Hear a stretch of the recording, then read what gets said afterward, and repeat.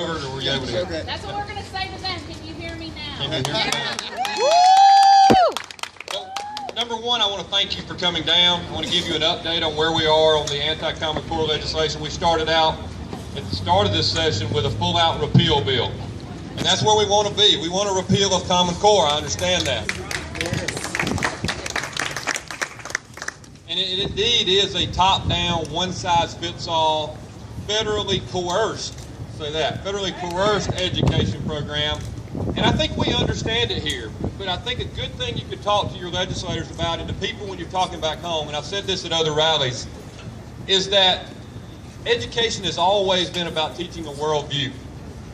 Amen. That's one of the problems we've had in our country. When you look out there and you poll younger people, and they say things like, socialism's okay, that there's a problem with the capitalistic free market system. A big percentage of the people that live by us believe those things. And why do they believe that? Their parents didn't teach them that. They didn't get this left-leaning worldview from home. Most of the people we know are good, solid, conservative, Christian, traditional values people. And then you meet their kids, especially after they come home from college, and you think, what planet did they come from? And that is one of the large concerns here. Everyone who's opposed to repealing Common Core is for the highest standards possible. We can all agree on that. We are for the highest standards possible. I'm for my children. I have three children. I'm for them getting the best education they can possibly get. And next year I will have a high schooler, a middle schooler, and an elementary school. And I want them to get a great education. And no one can probably outdo me or you if somebody said, what kind of education do you want your children to have? We want the best one possible, all that they can attain. But what I don't want to happen is just more and more gradual, and I'm going to say it because it's one of those words people don't want to hear, but gradual indoctrination to a different worldview. America has been a great nation because of the institutions that we have in place, because of the belief in liberty and individuality, not communalism, not socialism.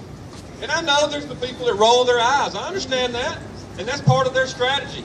Every time someone's opposed to them, they roll their eyes, they mock, and they belittle them. But don't worry about it. The majority of the people agree with us.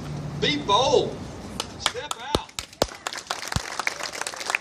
But after you talk to legislators, go home and talk to your friends. Put things on Facebook. I've seen the numbers. More and more Alabamians are waking up to the threat from Common Core, and it's because of people like you. Amen. And if we continue to educate our friends and neighbors, this groundswell will continue. And we'll win those state school board elections. That's where it matters. That is the battle. Y'all have to, we have to get out there and help those people get elected, because that's how change is made. But as you go in the halls of the legislature today, the battleground has been the Senate, the House. I think they've allowed the Senate to be the battleground. But talk to those legislators. Tell them what you expect. I don't see a great hope for us passing the bill this year. They asked me if I thought the bill was dead. A couple of days ago I said, well, it's not dead, but it's probably in intensive care. And that's where we are. But you still need to speak to those legislators. Let them know that you're real people. Let them know that you have real concerns. And we're going to win this in the end, but we got to keep fighting. I thank y'all very much for being here. I appreciate it.